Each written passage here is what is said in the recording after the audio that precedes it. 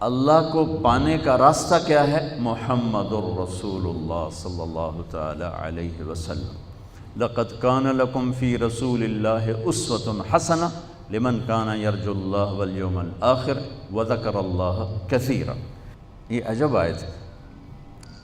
اس کا ترجمہ تو عام طور پہ کرتے ہیں کہ تمہارے لیے میرے نبی کی زندگی بہترین نمونہ ہے، یہ بھی ٹھیک ہے، لیکن اسوہ ہے اساس سے، تو اس سے ایک لفظ اسوہ بنتا ہے جس میں نمونے کا مطلب بھی ہے، اور جب اس کی اصل میں جاتے ہیں اسا، تو اسا کا مطلب ہے غم کی تسلی، غم کی تسلی۔ آج پوری دنیا جو دکھوں میں اور غموں میں ہے، تو میرا اللہ پیغام دے رہا ہے میرے نبی کی زندگی اختیار کرو، اللہ تمہارے سارے غم دور کر دے گا۔ پیسہ آنے سے دور نہیں ہوتے، بہت بڑا تم فرید صاحب کی طرح وی سی بن جاؤ، اس سے دکھ درد دور نہیں ہوتے۔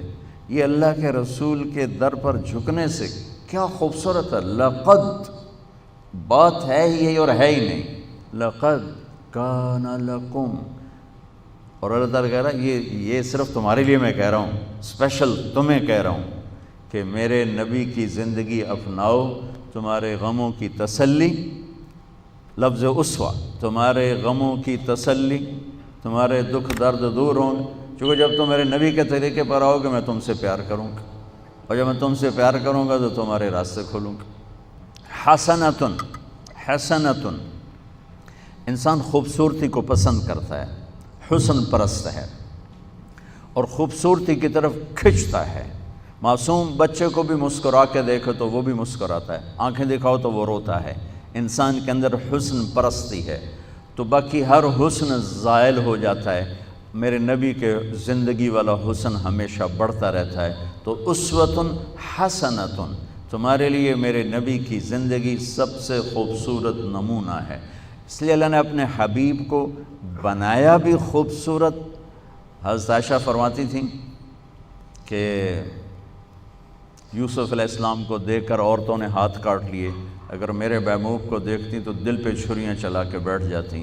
اللہ نے آپ کو اتنا حسین بنایا تھا۔ اللہ تک پہنچنے کا ذریعہ ہے جناب رسول اللہ صلی اللہ تعالی علیہ وسلم، اور اللہ تک جانے کا راستہ ہی کوئی نہیں۔ لو استفتحونی کل باب وجاؤنی من کل طریق لا افتح علیہم الا ان یکونوا وراءک۔ اللہ تعالیٰ نے فرمایا میرے نبی آپ اعلان کریں، یہ حدیث قدسی ہے کہ آپ کے بعد اب مجھ تک آنے کا ہر راستہ بند ہے، ہر دروازہ بند ہے، کوئی آپ کے رب کے پاس نہیں پہنچ سکتا جب تک آپ کے پیچھے نہ آئے۔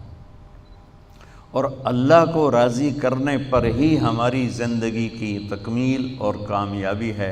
اگر اللہ کو کھو دیا تو سب کچھ کھو دیا۔ یا ابن آدم اطلبنی تجدنی، میرے بندے جو مرضی کام کرنا ہے کر، پر میری طلب میں رہ، میری تلاش میں رہ۔ فإن وجدتنی وجدت کل شیء، اگر تو نے مجھے پا لیا تو نے سب کچھ پا لیا۔ وإن فتنی فاتک کل شیء، اگر تو نے مجھے کھو دیا تو تم نے سب کچھ کھو دیا۔ وأنا خیر لک من کل شیء، اور میں تیرے لیے ہر چیز سے بہتر ہوں۔ ورضوان من اللہ اکبر، اور اللہ کا راضی ہو جانا سب سے بڑی دولت۔ یا ابن آدم لی علیک فریضہ ولک علی رزق، میرے بندے ایک کام میرے ذمہ ہے تجھے روٹی کھلانا، ایک کام تیرے ذمہ ہے اپنے رب کی اطاعت کر کے چلنا۔ یہ اللہ کو پا لینا ہماری معراج ہے، ہماری کامیابی ہے، ہمارا آنے کا مقصد پورا ہو گیا۔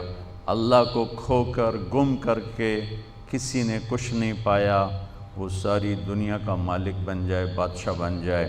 سکندر اعظم نے بابل میں جب موت نے جھٹکا دیا تو ایک آہ بھری اور کہا کوئی ہے جو مجھ سے میری ساری حکومت لے لے اور مجھے اتنے دن مہلت دے دے کہ میں مقدونیہ جا کے مرنا چاہتا ہوں، اور ساری دنیا کو فتح کر کے یہ حسرت لے کر بابل میں ہی مرا، اور اس کے تابوت کو اسکندریہ لے گئے، مختلف قول ہیں، وہاں جا کے دفن کیا گیا۔